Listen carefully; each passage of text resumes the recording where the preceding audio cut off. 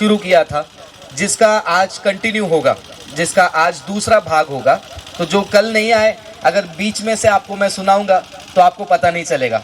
ठीक इसी प्रकार क्या बन रहा है स्टोव में आपको पता नहीं, आप अचानक से आ गए, बर्तन देखा कुछ तो उबल रहा है, सीधा उठाकर शक्कर डाल दिया, फिर आपकी बीवी ने आपको मार दिया कि क्या तुमने चावल में उठा के शक्कर डाल दिया, चावल उबाल रही थी मैं। तो ऐसा नहीं हो जाना चाहिए। कल क्या हुआ पता नहीं, और आज के संदेश में बीच में अगर आप सुने कुछ और मीनिंग निकल जाएगा, कुछ और अर्थ आ जाएगा और समझ नहीं पाओगे। तो कल शाम को मैंने एक सवाल शुरू किया था, सबसे पूछा क्या आप प्रभु से प्रेम करते हैं। तो बहुत सारे लोगों ने, सब लोगों ने कहा हम प्रभु से प्रेम करते हैं। तो फिर मैंने उनसे पूछा अगर आप प्रभु से प्रेम करते हो तो कैसे प्रेम करते हो। तो सवाल का जवाब नहीं आया, शांत हो गए थे, 2 मिनट सोच में पड़ गए थे। अच्छा, प्रेम करना है वो कैसा करना है वो भी सोचना पड़ता है क्या। लेकिन कुछ लोगों ने जवाब दिया, उन्होंने कहा कि हम प्रभु की आज्ञा को मानेंगे, कलीसिया जाएंगे, दान देंगे, प्रार्थना अटेंड करेंगे, आराधना चलाएंगे, मंडप लगाएंगे, झाड़ू पोछा करेंगे, खाना का अरेंजमेंट करेंगे, सेवक आएगा उसकी सेवा करेंगे, ये सब करेंगे। तो मैंने पूछा क्या यही तरीका है परमेश्वर से प्रेम करने का, या फिर बाइबल हमें बताती है प्रेम कैसा करना है। तो बाइबल में से हमने एक वचन पढ़ा कल, व्यवस्था विवरण 6 अध्याय 4 वचन, फिर से एक बार उसको पढ़ लेंगे। कल का वचन है ये 5वां वचन, जिसमें बाइबल हमें बताती है हमें प्रेम कैसे करना है परमेश्वर से।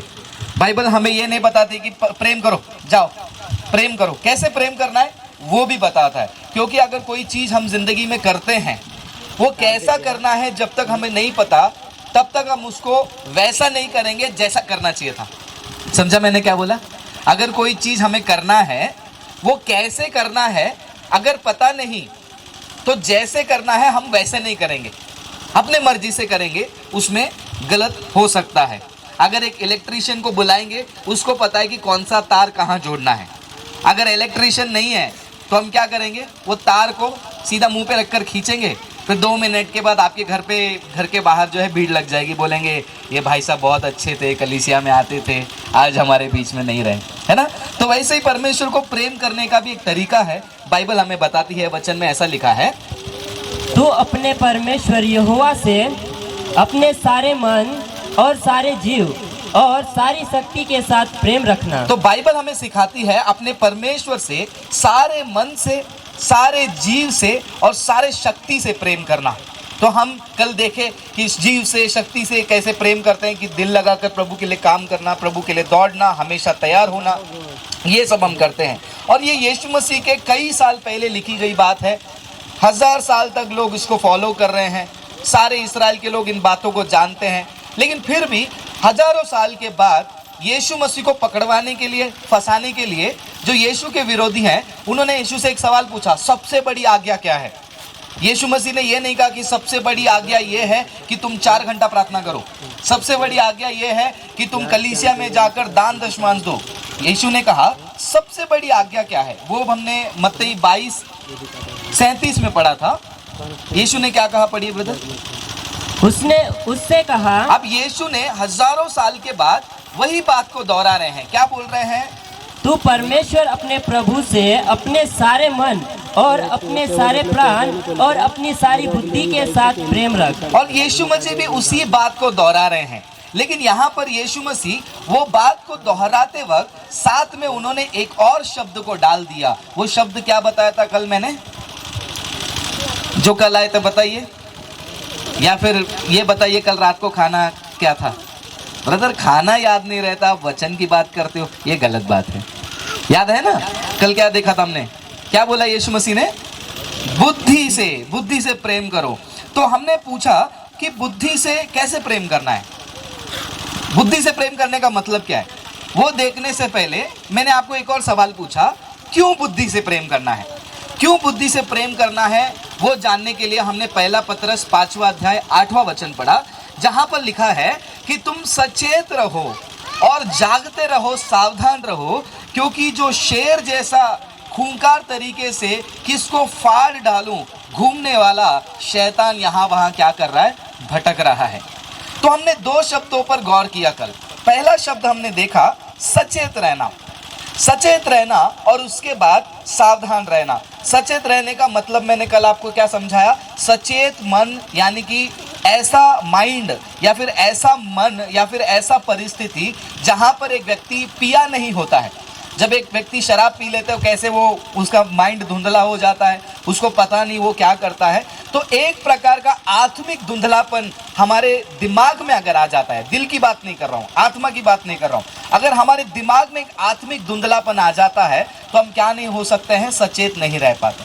सचेत नहीं होने के कारण हम सावधान नहीं रह पाएंगे। उसके उदाहरण में हमने एक उदाहरण देखा, लूत की जिंदगी, उत्पत्ति की किताब 19वां अध्याय वचन 30 से हमने देखा था। क्या हुआ वहां पर, एक ऐसा व्यक्ति जिसको परमेश्वर ने बहुत ही भयंकर तरीके से आजाद किया, हमारी गवाहियों से भी बड़ा गवाही उसका, पूरा शहर, पूरा इलाका, पूरा देश जल गया और वो अकेला परिवार बचकर आया। इतनी बढ़िया गवाही होने के बावजूद उसके जीवन में सचेत ना होने के कारण क्या हुआ, उन्हीं के बेटियों के साथ शारीरिक संबंध करके उसने 2 बुरे पीढ़ियों को उत्पन्न किया, मोआब और अम्मोन। अगर आप पुराना नियम पढ़ोगे तो आपको पता चलेगा ये मोआब और अम्मोन की जो पीढ़ी है लगातार इस्राएल के लोगों को परेशान करते थे, उनको दुख देते थे, हमेशा परेशान करते थे। और एक समय आया जहां पर परमेश्वर ने उस पीढ़ी को ही समाप्त कर दिया।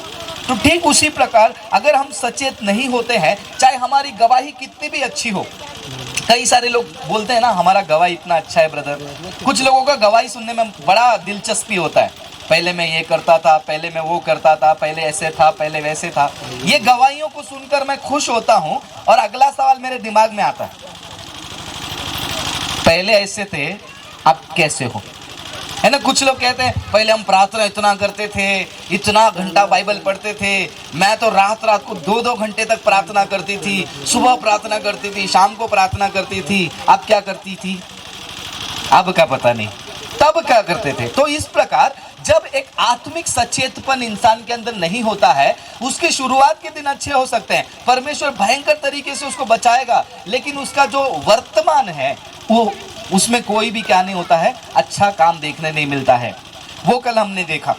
फिर उसके बाद हमने देखा कि ये आत्मिक सचेतपन नहीं होने के कारण हमारी गवाही बिगड़ती है, और ना केवल गवाही बिगड़ती है, जो अम्मोन और मोआब के पीढ़ी आई थी उनके बेटियों के द्वारा, वो जिस प्रकार उसके लिए अपमान का कारण बना और इस्राएल के प्रजा के लिए दुख का कारण बना, वैसे ही आपका सचेतपन नहीं होने के कारण जो क्रियाएं, जो काम आपके जीवन में होंगे वो आपके लिए अपमानजनक और आपकी कलीसिया के लिए भी हानिकारक होगा। क्योंकि आज दुनिया में हम यही देख रहे हैं कि कलीसिया के लोगों को लेकर ही जो प्रार्थना सभा हो रहे हैं उसको दिखाकर ही हमारा मजाक उड़ाया जाता है।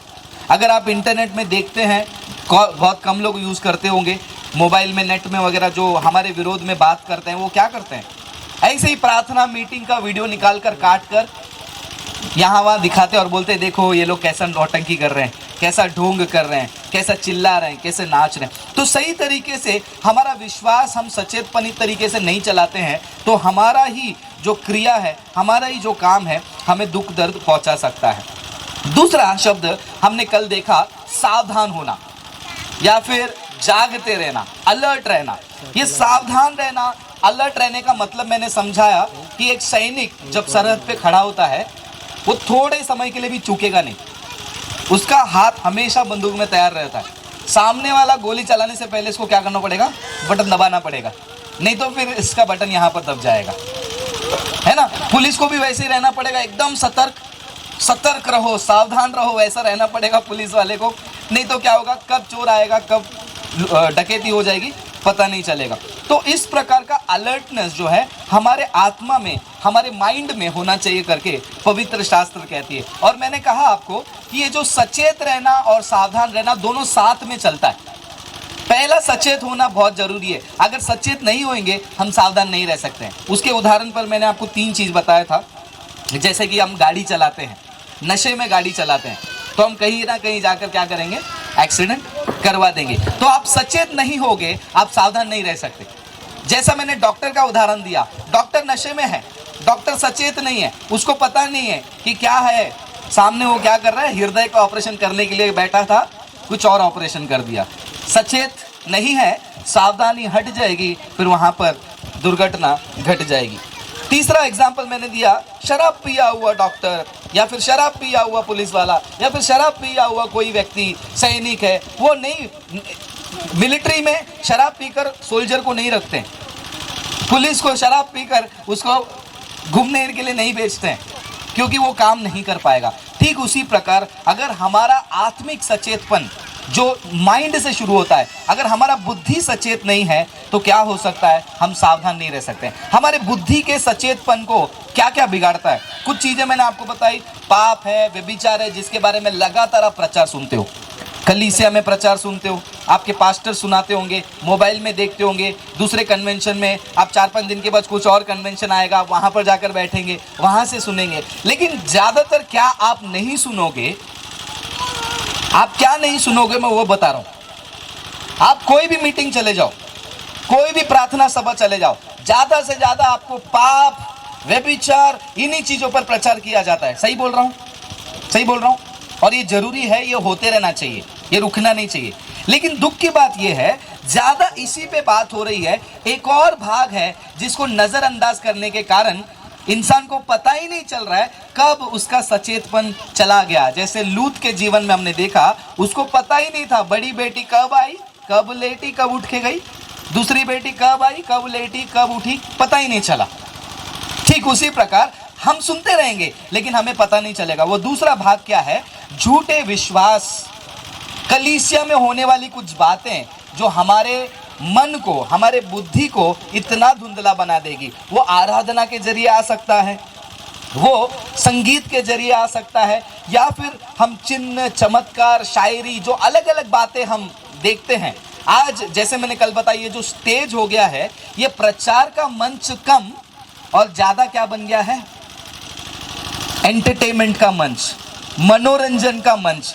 प्रार्थना सभा में जाएंगे, क्यों जाएंगे प्रार्थना सभा में, वहां पर जाएंगे, वो आराधक आएगा, मस्त नचाएगा। जवानों को ऐसा आराधना पसंद है, अरे वहां पर गिटार लेकर आते हैं, पूरी टीम आती है, वो 2-3 दीदियां आती है, 2-3 भैया आते हैं, मस्त मुंबई से आते हैं, मस्त गिटार बजाते हैं, एलईडी लगता है, सब मिलके नाचते हैं, कितना आनंद आता है। यहाँ पर बदलावट का मंच नहीं है, ये क्या हो गया है, मनोरंजन का मंच। जानती नहीं कलीसिया, ये मंच से लोगों की आत्मिक उन्नति होनी चाहिए। आत्मिक उन्नति के बजाय केवल चिन्ह, चमत्कार, इन्हीं चीज़ों पे है। चिन्ह चमत्कार जरूरी है कि नहीं कलीसिया के लिए?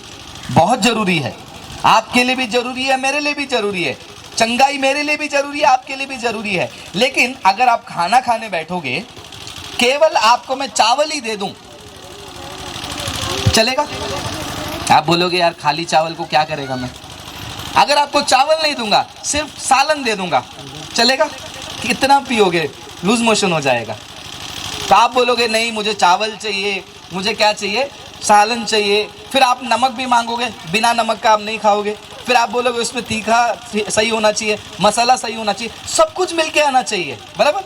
लेकिन आज मसीहत में हमारे विश्वास के जुड़े हुए बहुत सारी बातें हैं जो सब मिलकर एक भोजन बनता है। लेकिन क्या करते हैं, अभी खाने में सबसे साइड में क्या रखते हैं, सब्जी, सब्जी रखते हैं कि नहीं, भाजी, अचार, अच्छा लगता है ना, अचार, भाजी, मिठाई, ये साइड डिश है। वैसे ही कलीसिया में और विश्वास में भी कुछ साइड डिश होते हैं। आराधना जो है वो साइड डिश है। मिठाई, जब खाना खाते हो मिठाई रखते हैं ना, एक पेड़ा रखते हैं या फिर थोड़ा सा खीर रख देते हैं। पूरा का पूरा खाना बना के उसको खा सकते हैं क्या? आप बहुत भूखे हो, आपको किसी के दावत में बुलाया, किसी ने बोला कि हमारे घर पे दीदी आ जाओ खाना खाने, आप जाकर खाना खाने बैठे हो और आपको पूछ रहे हैं आपको खीर पसंद है? हाँ खीर तो मेरा फेवरेट है। पूरा हंडी उठाकर रख दिया आपके सामने, ये लो पियो। बोले ठीक है, खाना खा के बाद पीऊंगी ये। बोले नहीं, आपका यही खाना, यह तो आपका फेवरेट है ना। ठीक उसी प्रकार हमारा आत्मिक यानी कि हमारा जो बुद्धि का जो धुंधलापन है, ठीक उसी प्रकार जहाँ पर चिन्ह, चमत्कार और चंगाई और आराधना, ये सब स्वीट डिश है, ये मिठाइयाँ हैं, बहुत मीठी लगती है, बहुत अच्छा लगता है। आराधना मीठा लगता है, चंगाई मीठा लगता है, सब कुछ है। लेकिन मिठाई हमारा मुख्य भोजन नहीं बन सकता। और ये बनने के कारण आज क्या हो गया है, ज़्यादा मिठाई खा कर जैसा एक इंसान को डायबिटीज़ हो जाता है, उसको पता नहीं चलता है, वैसे कलीसिया को भी डायबिटीज़ होने लग गई है, शुगर की बीमारी, उसको पता ही नहीं चल रहा है, उसका पेट कब बड़ा हो गया है, वो कितना ये हो गया, फैल गया, उसको पता ही नहीं चलता है। बाद में जब डॉक्टर बोलता है कि भाई साहब तुम्हारे अंदर चर्बी बहुत ज़्यादा हो गया है, अब तुम्हारा ऑपरेशन करना पड़ेगा, तब बोलता है अरे बाप रे, मुझे नमक कम करना पड़ेगा, शक्कर कम करना पड़ेगा। आत्मिक जीवन भी इतना, आपका बुद्धि इतना धुंधला हो जाएगा, एक दिन आत्मा इतना चर्बी से भर जाएगा ना, फिर बाद में बोलेंगे नहीं नहीं भैया अभी तो मेरे को मन फिराना है, अभी तो मुझे ये सब नहीं करना है, तब तक बहुत देरी हो जाती है। जैसा शरीर में हार्ट की बीमारी आ जाती है, वैसे बाइबल कहती है हृदय में भी एक रोग लग जाता है, असाध्य रोग लग जाता है। तो इसीलिए हमें बहुत ही सावधानी से देखना है कि हम किन बातों में सचेत हैं। तो आप पूछेंगे कल शाम से ब्रदर आप बता रहे हो कि सचेत रहो, सावधान रहो, किन बातों में सचेत रहना है, वो आज हम देखने जा रहे हैं। तो मैं आशा करता हूँ कल जो लोग नहीं आए थे उनको समझ में आ गया होगा कल हमने क्या देखा, पीछे वाले समझ में आ गया, ओके। और जो लोग कल आए थे आप लोगों को भी थोड़ा आइडिया आ गया होगा, वापस से याद आ गया होगा, आया नहीं आया, आ गया। कल हमने 1 घंटे में जो देखा वो मैं आपको 10-15 मिनट में अभी समझाया हूँ। अब सवाल ये है कि हमारे मन को, यानी कि हमारा, जब मैं मन ये शब्द का इस्तेमाल करता हूँ समझ लेना मैं इसकी बात कर रहा हूँ, ठीक है। वो बुद्धि बोलने में थोड़ा मेरा जबान लड़खड़ा रहा है इसलिए मैं मन बोल देता हूँ, ठीक है। कोशिश करता हूँ, हमारे बुद्धि को सचेत रखने के लिए क्या करना चाहिए, बाइबल हमें बताती है। हमें बाइबल से बाहर कहीं पर भी नहीं जाना है, ना हमें भावनाओं में बहना है, ना हमें किसी के अनुभवों में बहना है। क्योंकि जब कलीसिया में मीटिंग में प्रचार होता है, ज़्यादातर एक दुख भरी बात मुझे देखने मिलती है, वो ये है प्रचारक वचन से कम अपने अनुभव से ज़्यादा बात करते हैं। एक बार ऐसा हुआ था, मैं वहाँ पर गया, लोग आए, ऐसा घटना हुआ, मैंने प्रार्थना किया, प्रभु ने ऐसा किया, और मैं विश्वास करता हूँ प्रभु आपके जीवन में भी ऐसा करेगा। वो अनुभव से नहीं। मैं एक जगह पे बैठा था, मैं प्रार्थना कर रहा था कि प्रभु कुछ तो बताओ कि आज मैं क्या बताऊं। फिर प्रभु ने अचानक से एक शब्द दिया मुझे ऊपर से, और वही शब्द को लेकर आ गया। ऐसा नहीं, बाइबल हमें बताती है हमारे बुद्धि को सही रखने के लिए, हमें सचेत रहने के लिए क्या करना है। ना केवल बैठकर ऊपर से आने वाली आवाज़ को सुनना है, ना कोई भावनाओं को और घटनाओं को देखकर आना है, बल्कि इसमें से क्या आती है। अब ये क्या कहती है हम देखेंगे, भजन संहिता 119 को हम देखेंगे। भजन संहिता 119 वचन 130 बहुत ही मुझे व्यक्तिगत रूप में यह वचन बहुत पसंद है। भजन संहिता 119 वचन 130, क्योंकि जब मैं पहली बार ऐसी बड़ी सभा में प्रचार करने गया था, तब उन्होंने यही वचन दिया था मुझे तैयारी करने के लिए, और तब से जो है ये मेरा पहला बड़ा मीटिंग का पहला प्रचार का पहला वचन है। तो इसीलिए वो मेरे दिल से काफ़ी लगाव रखता है, और वो वचन भी इतना महत्वपूर्ण है, वो ज़रूरत नहीं, ऐसी ज़रूरी नहीं कि एक बार बोल के ख़त्म कर लो, 1000 बार बोलो तो भी वो कम नहीं होगा। अभी आपको समझ में आएगा कैसे। पढ़िए ब्रदर, 119 वचन 130। तेरी बातों के खुलने से प्रकाश होता है, तेरी बातों के खुलने से प्रकाश होता है, उससे भले लोग समझ प्राप्त करते हैं। उसे भले लोग, भले या भोले, भोले हैं, ऐसे मीनिंग बदल दिया उससे भोले लोग क्या पाते हैं, समझ पाते हैं, समझ। तो ये वचन को देखिए, वापस से पढ़िए ब्रदर, 130। तेरी बातों के खुलने से प्रकाश होता है, तेरी बातों के खुलने से प्रकाश होता है। यानी कि पवित्र शास्त्र कहती है उसके बातों से, यानी कि उनकी बातें क्या है, परमेश्वर का वचन। परमेश्वर का वचन सुनने से नहीं, परमेश्वर का वचन खुलने से क्या होगा, प्रकाश होता है। तो कल से मैं एक बात को बार बार दोहरा रहा हूं, प्रभु को अपने बुद्धि से प्रेम करो, प्रभु को अपने बुद्धि से प्रेम करो। सवाल आपका था क्यों, उसका जवाब हमने अब तक देख लिया। क्यों करना है, क्योंकि हमें सचेत रहना है। क्यों करना है, हमें जागते रहना है। अब बात है हम परमेश्वर को अपने बुद्धि से कैसे प्रेम करें।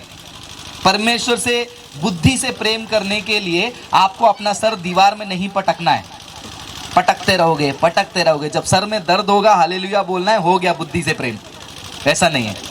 अगर परमेश्वर को बुद्धि से प्रेम करना है तो वचन कहता है उसके बातों के खुलने से, उसके वचन के खुलने से हमें क्या मिलती है, रोशनी मिलती है। और वचन का दूसरा भाग कहता है वो वचन के खुलने से भोले लोग क्या पाते हैं, समझ पाते हैं। समझ इधर आता है या इधर आता है, बताओ, समझ किधर आता है, कोई ऐसा बोलता है क्या, समझ गया समझ गया, आप जो बोल रहे हैं मैं समझ गया, ऐसा कोई बोलता है?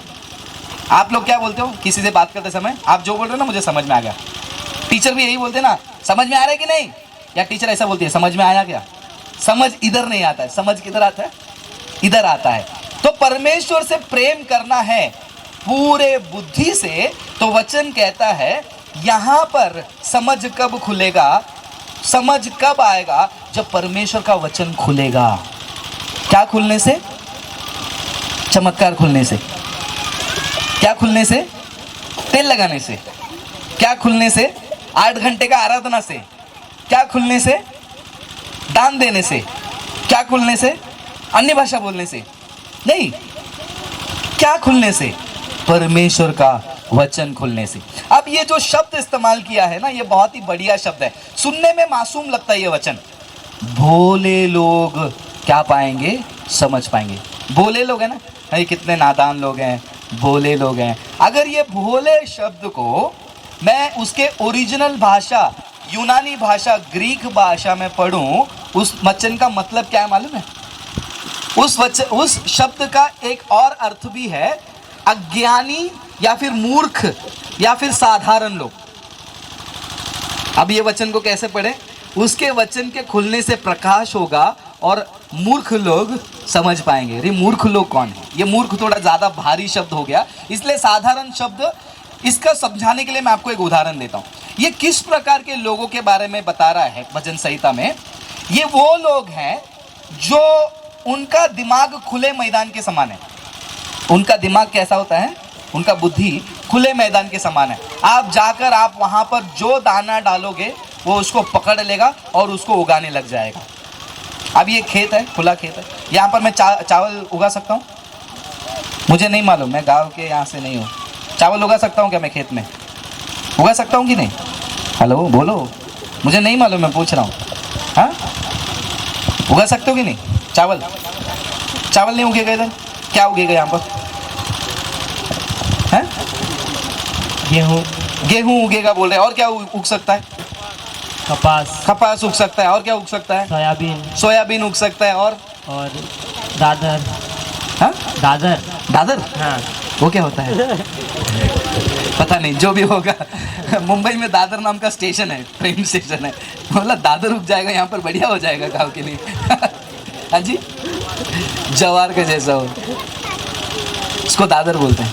बहुत बढ़िया, कुछ नया सीखने मिला आज। चलो, तो यानी कि एक जमीन है, ये खुला जमीन है, आप यहाँ पर जो बोएंगे वो उगने लगेगा, है ना? तो बाइबल में 119वां अध्याय वचन 130 में उस प्रकार के लोगों के बारे में बात कर रहा है जिसका दिमाग खुला पड़ा है।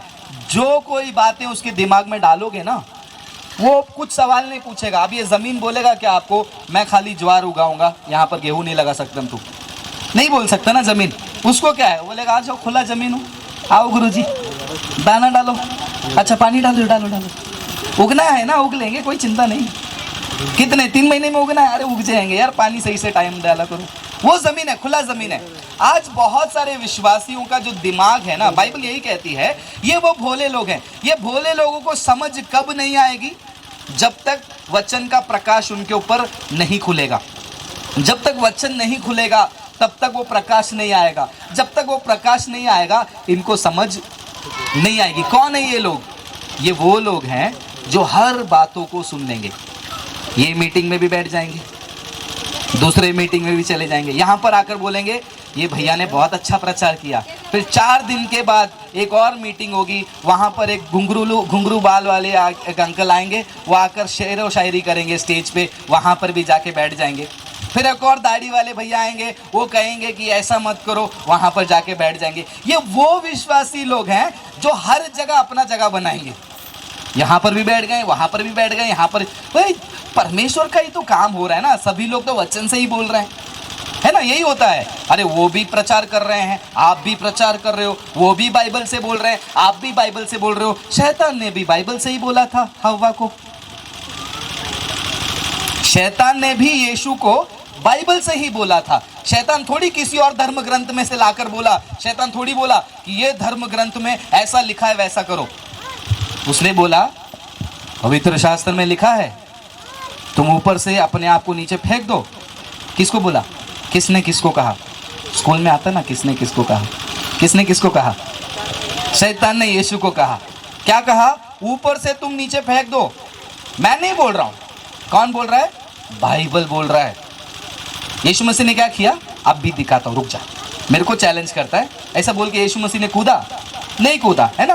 तो ठीक उसी प्रकार यहां पर क्या होता है, वो विश्वासी लोग जिनके जीवन में, जिनके बुद्धि में जब तक परमेश्वर का वचन नहीं खुलता है, प्रकाश नहीं होता है, उन्हें समझ नहीं आता है। ये वो लोग हैं, जैसे मैंने कहा, हर बातों को सुनेंगे, इसीलिए उनको पता ही नहीं चलता है वो क्या गीत गाते हैं। मुझे नहीं पता आप लोग ये गीत को गाते हो क्या?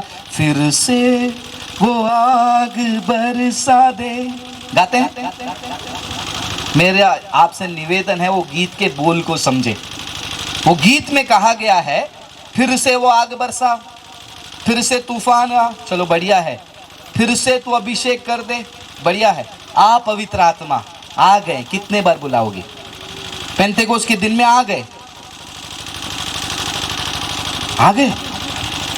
अरे ब्रदर, ये तो इतना पुराना गाना है, आप ऐसे कैसे बोल सकते हो? यही मैं बोल रहा हूं, भावनाओं में जाने वाले लोग वो लोग हैं जो खुले मैदान हैं। इन्हीं के बारे में बाइबल का वचन कहता है भोले लोग, भोले लोग हैं जिनको समझ नहीं है कि क्या है। आ पवित्र आत्मा, आ पवित्र आत्मा। पवित्र आत्मा बोल रहे हैं कि जब तुमने उद्धार पाया, मैं तुम्हारे दिल में आ चुका हूं, अभी किधर बुला रहे हो मेरे को? उतरा उतरा उतरा, कहां से? है रूह पाक उतरा। कहां से उतरेंगे? उतर चुके हैं।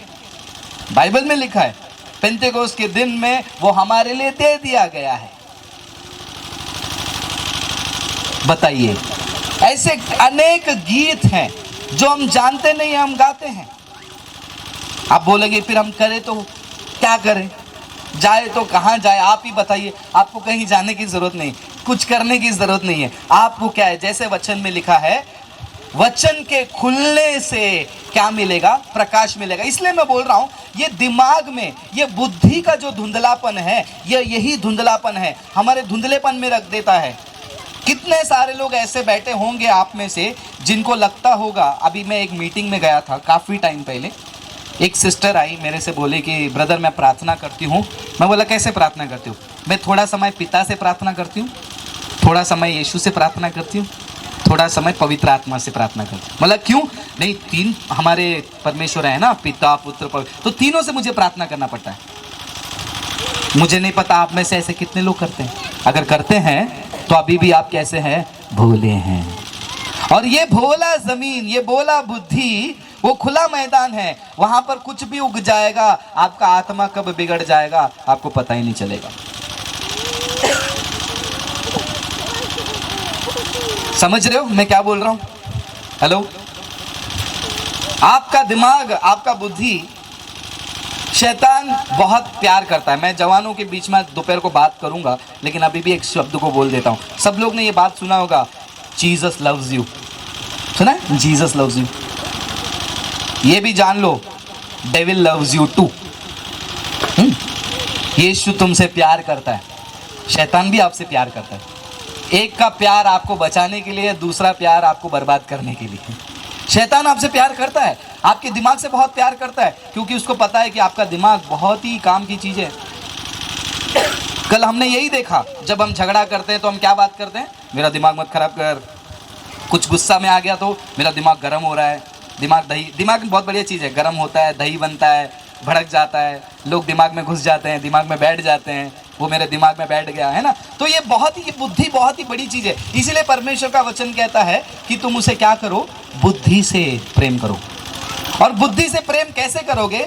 तब तक नहीं कर सकते जब तक परमेश्वर का वचन आपके जीवन में खुलेगा नहीं। तो प्रकाश नहीं, प्रकाश नहीं तो समझ नहीं, समझ नहीं तो वो खाली मैदान, कुछ भी डालो, कुछ भी उगाओ और कुछ भी चले जाओ। हमारे गीत किस प्रकार के हैं, हमारे प्रार्थना किस प्रकार के हैं। हमारे प्रार्थना कई बार मतलब के बिना प्रार्थना है। क्यों? क्योंकि वो भावनाओं से सीखे हैं, इन वचनों से खुला हुआ नहीं है। कैसा होता है हमारा प्रार्थना? प्रभु मेरे घर पे ये प्रॉब्लम है, अगर ये ठीक हो जाएगा ना, मैं 1001 रुपया दान दूंगा। प्रभु मेरा खेत का ये प्रॉब्लम चालू है, अगर ये ठीक हो गया ना, मेरा खेत का पहला उपज का 10,000 रुपये मैं दान में डाल दूंगा। आपको क्या लगता है प्रभु लेन देन का काम करने वाले बैंक का बिजनेस चलाते हैं? Jesus bank